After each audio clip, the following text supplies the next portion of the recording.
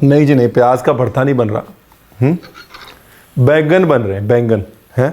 तमाम उन सब्जियों की लिस्ट में जिसमें कि हमें स्वाद नहीं लगता है। जैसे हमारे दादाजी कहते थे कि बैंगन भी कोई खाता है, तो हमने उन तमाम सब्जियों को नंबर 1 बनाने का ठेका लिया हुआ है। तो नमस्कार, मैं रणवीर बरार, मिलते हैं बैंगनों के साथ उस पार।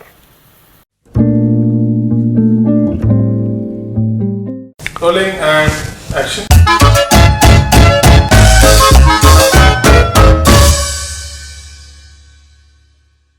तो नमस्कार, मैं हूं रणवीर बरार और हैदराबादी बैगन बनाने के लिए आपको चाहिए बैगन।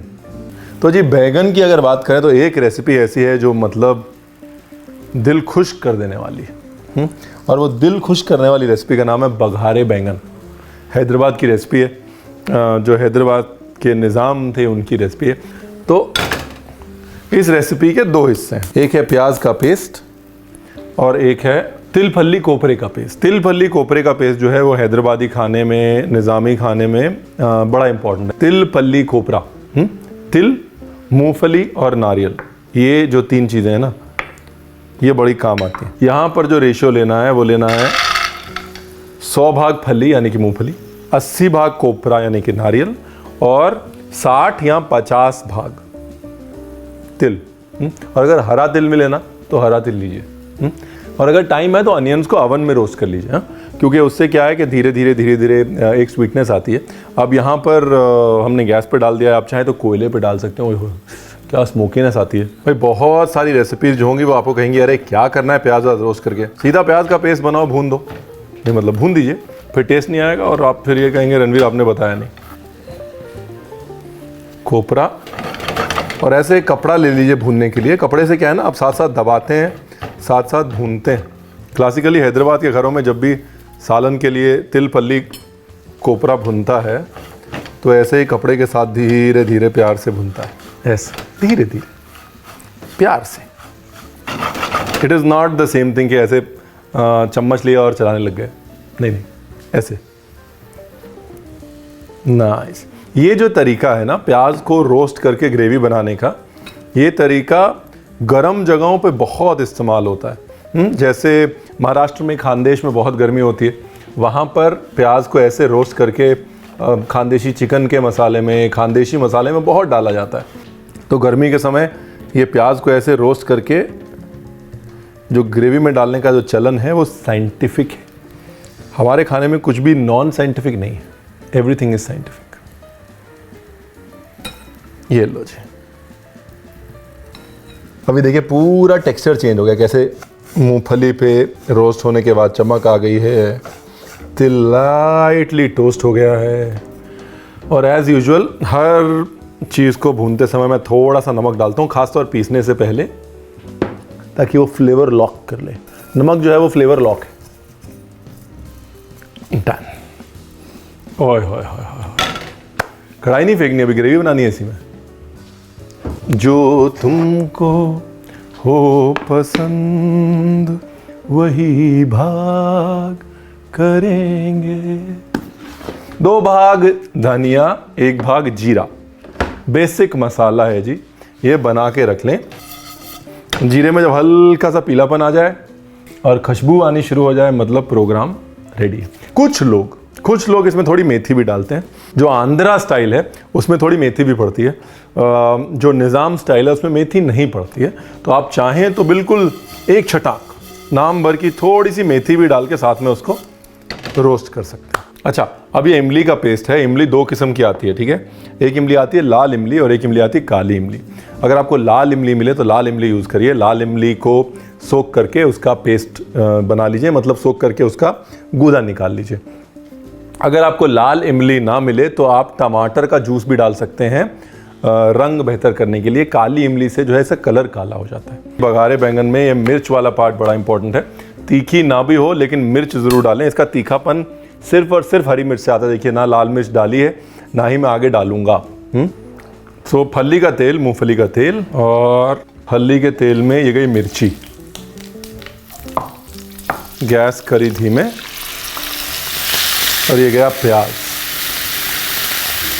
ये लो, प्याज को ब्राउन नहीं करना, हल्का सा पकाया, बिकॉज प्याज ऑलरेडी पका हुआ है। अब हल्दी, बिल्कुल चुटकी भर की भी चुटकी भर हल्दी, ये देखिए।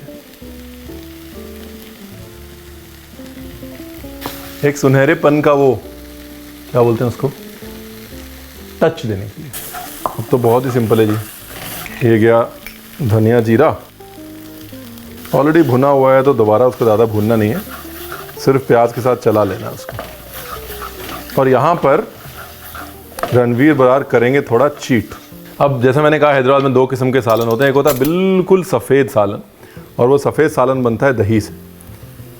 मैं बस वो लखनऊ का टच जो है ना, 1 चम्मच दही डाल रहा हूँ, उससे रंग निखरेगा और वो खटास आएगी। कारण ये है कि मेरे पास वो वैसी लाल इमली नहीं है।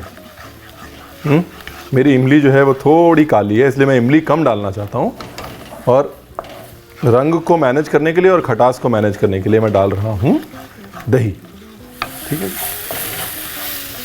ये देखिए दही ने पानी छोड़ दिया ना, बस 2-4 मिनट पकाना है उसको। जैसे दही पानी छोड़ेगी वैसे ही हमारा तिल फल्ली कोपरा।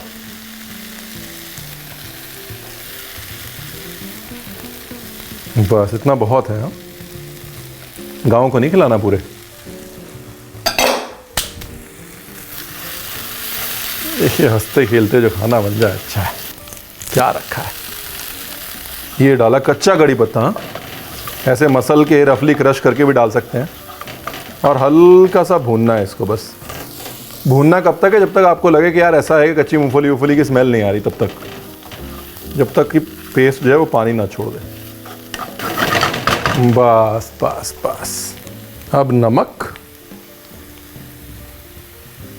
एंड वाटर, पानी। पहले मैंने एकदम से बहुत सारा पानी नहीं डाला पहले, क्योंकि थोड़ा पानी डाल के मिक्सचर को होमोजेनस, मतलब एक जैसा कर लेंगे, वरना गांठे पड़ने के चांसेस हैं। गांठे नहीं भी पड़ेंगे तो बराबर से पकेगा नहीं मिक्सचर। इसलिए एक बार थोड़ा पानी डाल के, जैसे मसाला बन गया ना, ये देखिए, अभी इस मसाले को थोड़ा पकाना है, फिर बाकी पानी डालना है। ये हरा सा, पीला सा, dirty green, dirty yellow colour, ये सही है। और बाकी टेंशन आप बिल्कुल मत लीजिए, क्योंकि तिल भी पानी पीता है, कोपरा भी पानी पीता है, और फल्ली भी पानी पीती है।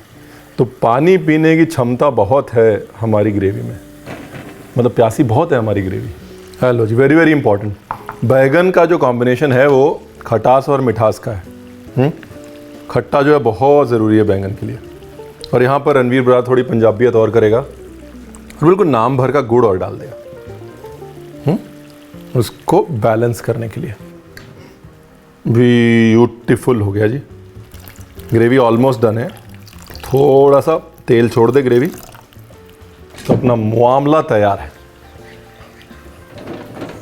और जैसा मैंने कहा कि बहुत प्यासी है ये ग्रेवी, इसकी टेंशन मत लें आप। तो बैगन जो है वो 1/2 करूँगा मैं, 1/4 नहीं करूँगा, ये देखिए। ठीक है जी। तो ये 1/2।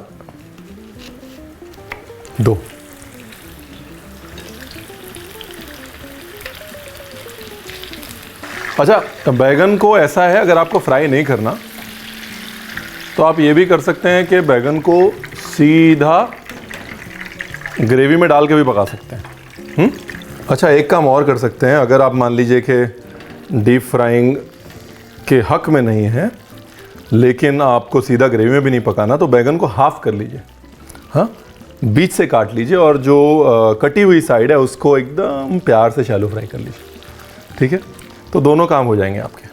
देखिए, अगर इमली नहीं है तो ऐसा कोई रूल नहीं है, मतलब आप नींबू भी डाल सकते हैं। अगर आपको इमली पसंद नहीं है, हैदराबाद वाले इसलिए नाराज़ नहीं होंगे आपने नींबू डाल दिया, हैदराबाद वाले इसलिए नाराज़ होंगे आपने उनका खाना नहीं बनाया।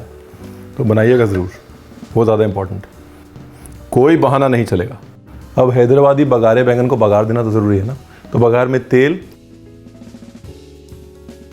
कड़ी पत्ता, जीरा, कलौंजी,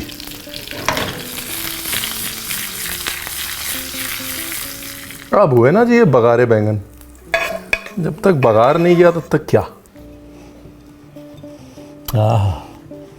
अब मिल गई जी मन की शांति। तो अगर आप ऐसे ही मन की शांति चाहते हैं ना, तो कुछ नहीं, बस थोड़ा सा तिल फल्ली कोपरा, 6-7 बैंगन, थोड़े से प्याज, बस। मन की शांति जब आप ले रहे होंगे तो सब्सक्राइब करना मत भूलिएगा। Thank you very much.